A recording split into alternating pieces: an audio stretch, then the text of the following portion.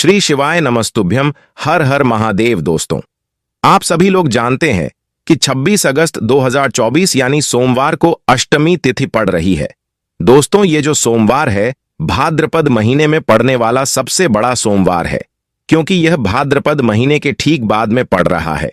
और आप सभी लोग जानते हैं कि यह जो 4 महीने होते हैं यह भोलेनाथ को बहुत अधिक प्रिय होते हैं, जिसका बहुत ही बड़ा और विशेष महत्व होता है। और ऐसा दिन पूरे साल में सिर्फ एक ही बार आता है। और दोस्तों, आप सभी लोग जानते हो कि भाद्रपद अष्टमी तिथि का अगर सबसे बड़ा कोई उपाय है तो वह 7 चने की दाल वाला उपाय है। तो दोस्तों, इस भाद्रपद महीने के अष्टमी तिथि के दिन आप लोगों को इस 7 चने की दाल वाला उपाय को जरूर करना है। बहुत सारे लोग होंगे जिन लोगों ने इस उपाय को ना किया हो, मतलब पूरा साल निकल गया और उन्होंने किसी भी दिन इस 7 चने की दाल वाला उपाय को ना किया हो। पर दोस्तों, आपके पास एक आखिरी मौका जो कि 26 अगस्त 2024 भाद्रपद महीने के सोमवार अष्टमी के दिन बचा हुआ है। तो इस दिन आप लोगों को इस वाले उपाय को जरूर कर लेना है। भले ही आपने पूरे महीने भर अभी तक इस उपाय को ना किया हो, पर अगर आपने भाद्रपद महीने के अष्टमी तिथि के दिन इस वाले उपाय को कर लिया तो आपको इस उपाय को करने का वह फल मिलेगा जिसकी आपने कभी कल्पना भी नहीं करी होगी। इसीलिए आप लोग इस वाले उपाय को एक बार जरूर कर लेना, ताकि आप लोगों के हाथ से यह मौका ना जा सके और आपको इस उपाय को करने का फल मिल सके। दोस्तों, यह उपाय पंडित जी ने अपनी अभी की ही शिव महापुराण की कथा में बताया है, जिस उपाय को आज हम आपको बहुत अच्छे से समझाने वाले हैं। इस वीडियो को देखने के बाद इस उपाय को समझने के लिए आपको कोई और वीडियो को देखने की जरूरत नहीं पड़ेगी। तो चलिए दोस्तों, उपाय को शुरू करते हैं। देखिए, यह उपाय भाद्रपद महीने के सोमवार अष्टमी तिथि के दिन इतना खास होता है, इतना महत्वपूर्ण होता है। देखा गया है कभी कभी बड़े बड़े पूजा पाठ अनुष्ठान से जो मनोकामना पूर्ण नहीं होती, वह भाद्रपद महीने के दिन एक छोटे से उपाय करने से ही आपकी मनोकामना पूर्ण हो जाती है। और बहुत सारे लोगों ने इस उपाय को किया भी है और उनको इस उपाय को करने का फल भी जरूर मिला है। अगर आप लोग भी इस उपाय को करना चाहते हैं तो आप इस उपाय को पहले अच्छे से समझ लेना, सुन लेना, उसके बाद करना। आपको इस उपाय का फल जरूर मिलेगा। और इस उपाय को कर लेने से आपके घर में चाहे किसी भी प्रकार का दुख और समस्या क्यों ना चल रही हो, आपको उसका कारण भी नहीं पता है कि भाई यह समस्या किस कारण से चल रही है। उसका कुछ भी कारण हो सकता है, जैसे कि कोई दोष हो सकता है या किसी भी तरह का मंगल दोष भी हो सकता है। तो इस दिन आप लोगों को 7 चने की दाल वाला उपाय कर लेना है। यह एक ऐसा उपाय है जिसे अगर किसी विशेष दिन पर किया जाए तो उस विशेष दिन का फल तो हमें मिलता ही मिलता है, पर हमने उस दिन पर इस उपाय को किया है तो हमें उससे भी बड़ा फल मिलता है, और फल बहुत जल्दी मिलता है, क्योंकि आप इस उपाय को बहुत ही बड़े और विशेष दिन पर कर रहे हो। तो चलिए अब उपाय के बारे में बात करते हैं। लेकिन उससे पहले आप लोगों को यह जानना आवश्यक है कि आखिर यह उपाय किस समय करना है, किसको करना है और कैसे करना है। तो चलिए हम आगे आपको वीडियो में एक एक करके बता देते हैं। लेकिन उससे पहले अगर आप लोग हमारे चैनल पर नए हैं तो हमारे चैनल को सब्सक्राइब कर लेना और इस वीडियो को लाइक करके कमेंट बॉक्स में श्री शिवाय नमस्तुभ्यम हर हर महादेव जरूर टाइप कर देना।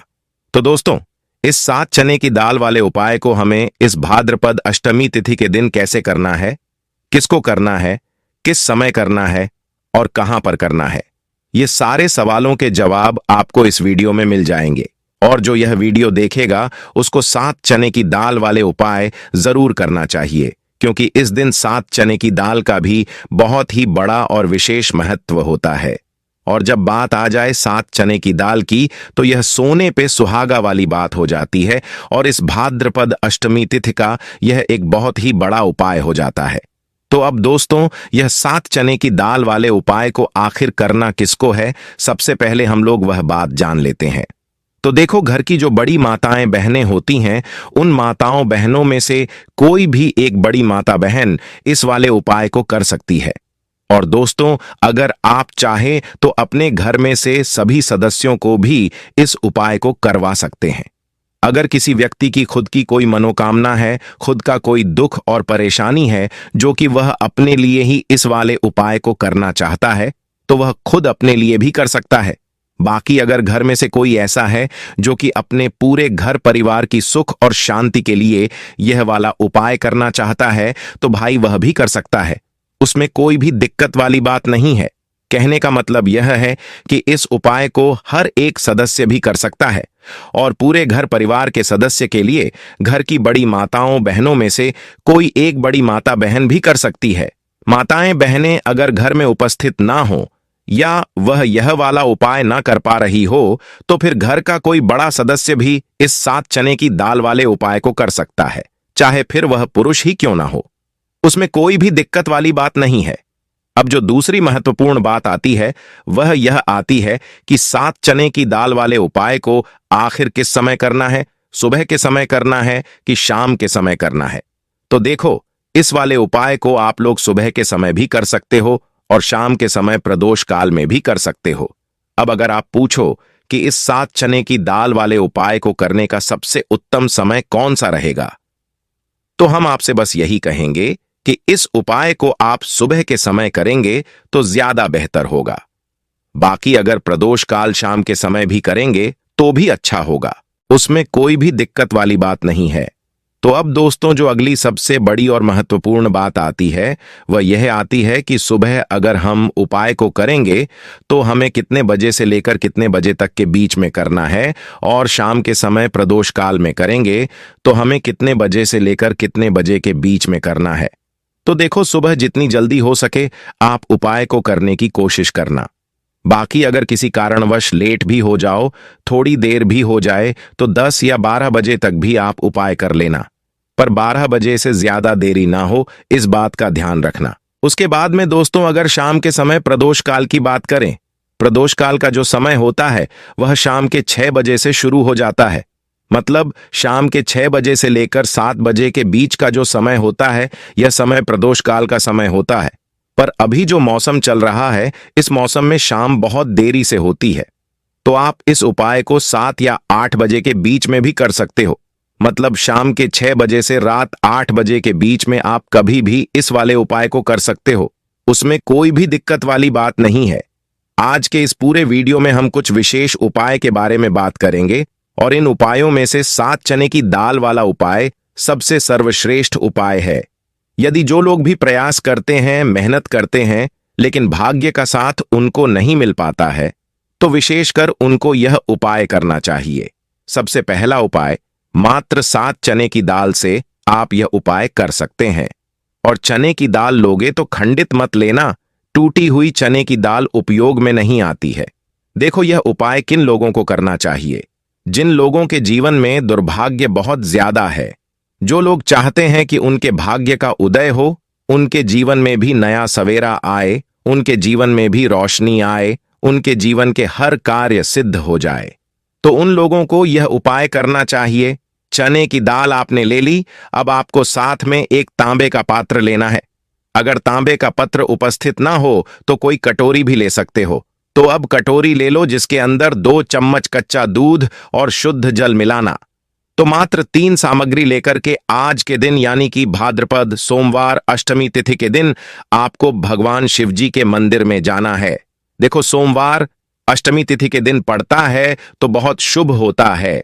तब हम चने की दाल का उपाय करते हैं, क्योंकि चने की दाल का जो रंग होता है वह स्वर्ण होता है, और स्वर्ण रंग जो होता है वह एक तेज का प्रतीक माना जाता है, और तेज हमारे जीवन में आता है तो हमारे कार्य सिद्ध होते जाते हैं। अगर जीवन में उदासी होगी तो कोई भी और कितना भी कार्य कर ले, आपका कुछ भी नहीं हो सकता। लेकिन अगर जीवन में तेज होगा, जीवन में ऊर्जा होगी, तो वह कार्य अपने आप ही परिपूर्ण होते जाएगा, अपने आप ही सिद्ध होते जाएगा। अष्टमी तिथि सोमवार के दिन पड़ती है, तब हम चने की दाल का उपयोग करते हैं। देखो, आप क्या करोगे। देखिए, सबसे पहले आपको एक चने की दाल कच्चे दूध वाले पात्र में आपको डाल देनी है। अब यह कच्चा दूध जिसके अंदर आपने चने की दाल डाली हुई है, यह आपको भगवान शिव जी के शिवलिंग पर श्री शिवाय नमस्तुभ्यम का जाप करते हुए आपके जीवन में दुर्भाग्य दूर हो और सौभाग्य की प्राप्ति हो, ऐसी कामना करते हुए आपको पूरा कच्चा दूध अर्पित कर देना है। कच्चे दूध वाले पात्र में अगर चने की दाल रह जाती है तो वह हाथ से निकाल करके भगवान शिव जी के शिवलिंग पर आप अर्पित कर सकते हैं। अब आपने जो भगवान शिव जी के शिवलिंग पर चने की दाल अर्पित करी है, उस चने की दाल पर देखो।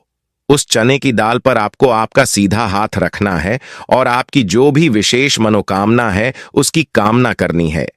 लेकिन आपको प्रार्थना करनी है कि जीवन के दुर्भाग्य दूर हो और जीवन में जो भी आपकी इच्छा है वह आपको बोल देनी है।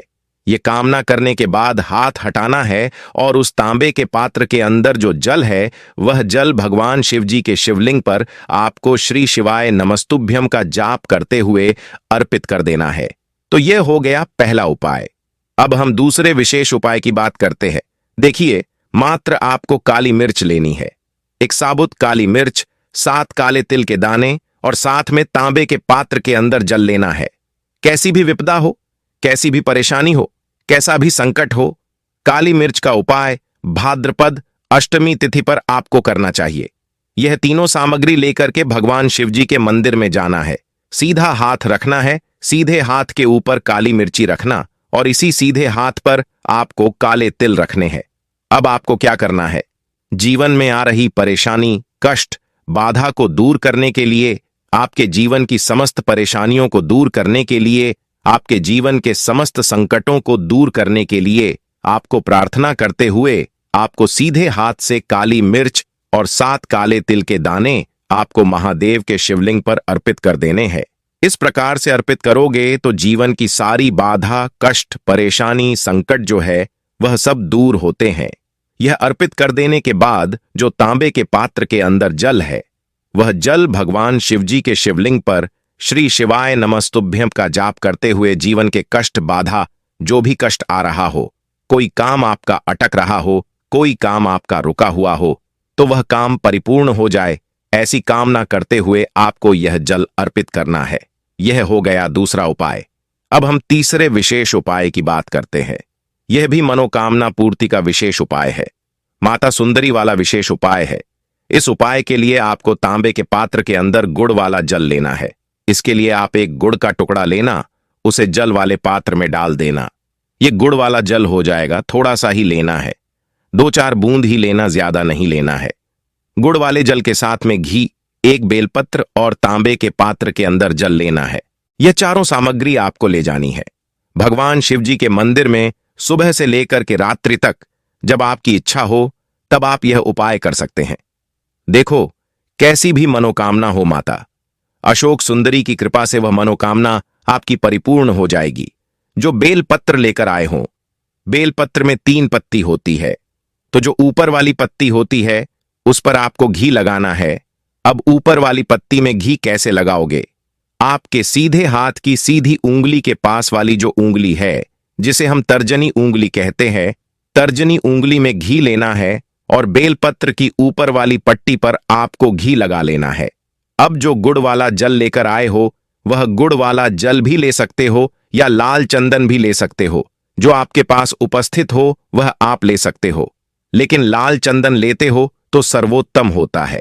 लाल चंदन लोगे तो आपकी तर्जनी उंगली से ही आपको नीचे की दोनों पट्टियों पर चिकनी वाली साइड पर ही लाल चंदन लगा लेना है या गुड़ वाला जल आपको लगा लेना है। अब यह जो बेलपत्र है, इसे उठाना और माता अशोक सुंदरी का स्थान होता है, वहां पर इसे अर्पित कर देना है। आपकी जो भी मनोकामना है वह बोल देनी है। माता अशोक सुंदरी वाले स्थान पर बेलपत्र कैसे अर्पित करना है? डंडी का हिस्सा महादेव की तरफ होना चाहिए। इस उपाय में यही विशेषता है। देखो, डंडी का हिस्सा शिवजी तरफ होना चाहिए और पत्ती का हिस्सा जलाधारी की तरफ होना चाहिए। इस प्रकार से आपको बेलपत्र अर्पित करना है और जो अंत में तांबे के पात्र के अंदर जल है, उसमें से थोड़ा सा जल बेलपत्र अर्पित करना, माता अशोक सुंदरी के स्थान पर थोड़ा सा जल अर्पित करना और बाकी का शेष जल भगवान शिव के शिवलिंग पर अर्पित करना है। जो भी विशेष मनोकामना है वह इस भाद्रपद अष्टमी तिथि पर आपको महादेव से कह देनी है। निश्चित तौर पर आपकी मनोकामना परिपूर्ण होगी। तो दोस्तों, यह थे पूज्य पंडित जी द्वारा बताए गए कुछ बहुत ही खास उपाय।